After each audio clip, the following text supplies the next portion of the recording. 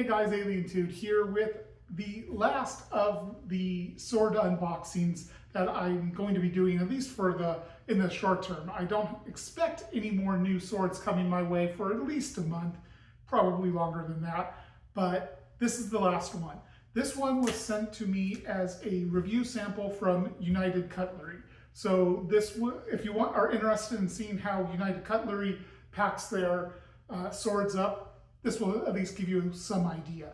Now, I'm going to give my very initial impressions on this sword, just like before. Don't place a lot of importance on those. My impressions can change dramatically once I get through the review process. So let's go ahead and take a look at what United Cutlery has sent for me to review.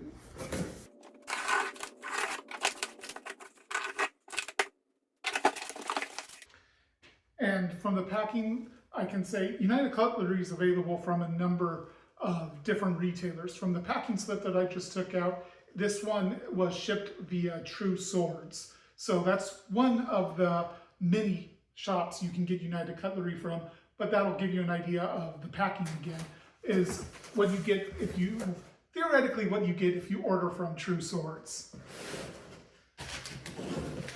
So we see here, it's got quite a bit of packing paper in here. Not as much as Kult of Athena, but seems like a decent amount in here.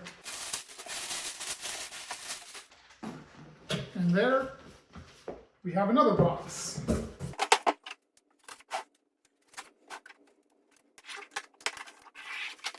Within that box, we have another box. This is the Russian doll of sword unboxings.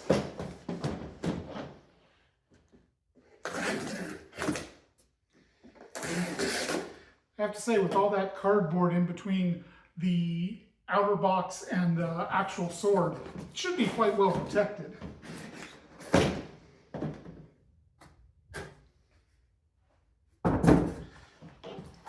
Not really giving anything away here. More packaging.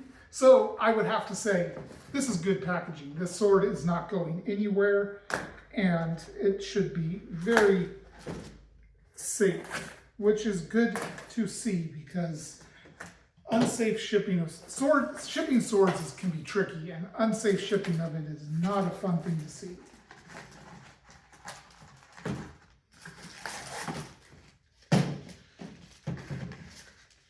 Next, care and use of your Honshu blade. So, yeah, it tells you to oil it, have a Kevlar glove when oiling it, which a friend of mine can talk about how important that can be. How to get rid of rust spots. Don't bang your sword against another sword, right? Yeah, do not attempt to chomp down any tree. These are swords and knives, not an axe. Restrict your cutting practice to cardboard tubes, live bamboo, cutting mat, or large fruit. Well, I'm going to do water bottles too, but it seems like pretty decent advice for people who this very well could be their first sword, because Honshu is very much a budget brand, and they are a brand with quite a bit of reach. So I know a lot of new people are interested in Honshu swords. And they very well may not have any idea how to treat their sword. Okay, so this is interesting. This sword comes with a scabbard, but it's not in the scabbard. It is separate. You can see it is a Viking-inspired sword, and there's the sword. Here's the scabbard. A nice big tip protector here. I love to see this. The tip is honestly one of the most dangerous parts of the sword when shipping. So having a solid tip protector on there is a very good thing to see.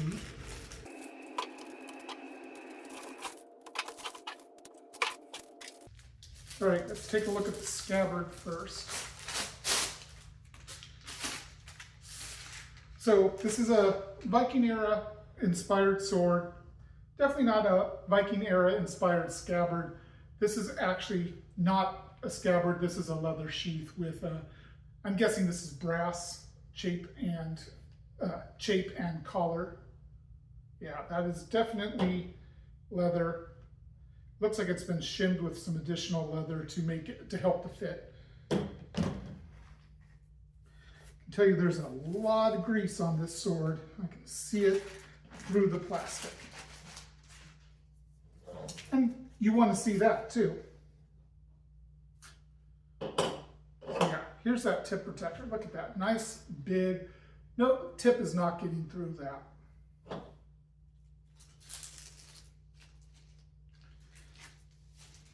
And yeah, that is a lot of grease on this sword. So there we go. This is a Viking-inspired sword, clearly, with, I'm again assuming these are brass. I don't even want to touch the blade with that much grease on it. It's got a leather-wrapped grip, Honshu brand stamped into it. Quite stiff blade, some flex. Can't really tell if there's any distal taper. That's going to take some the calipers to really bust them out and see. Grip might be a touch long for a Viking sword. Yeah, definitely a touch long for that. How's the edge look? Again, I don't really want to touch the blade with my hands to get and have grease all over my hands the rest of the evening. It's definitely got a very prominent secondary bevel. Not that there's much, that's not really a problem in the budget price range. By the way, I don't remember exactly what the model of this is or what the price is. I'll put it on screen at some point during this. The edge does not look toothy. That's good to see.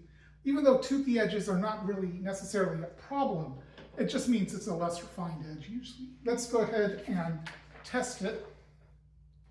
Wonder how this oil is going, or grease is going to affect it, if at all. Okay, so it failed to bite in up where you want to cut with it, but then it started cutting. Yeah, kind of tearing more than cutting there.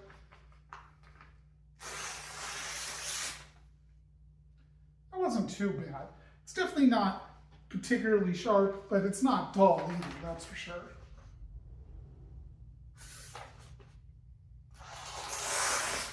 Definitely feels like it might be a little sharper down here than up here, which is kind of the opposite of what we want.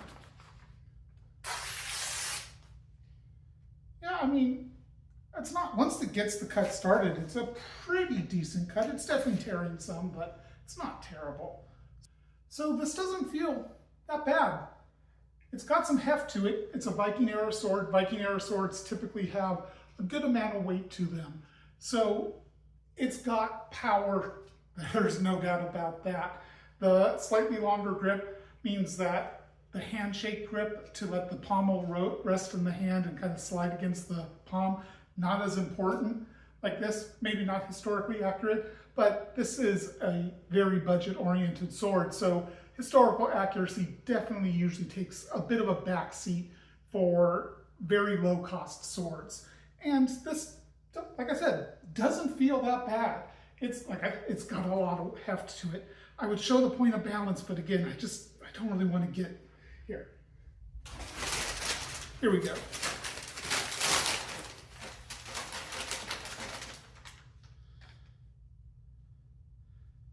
So that's, about 5.5, 6 inches, maybe right around there. Seems about right for a Viking era sword.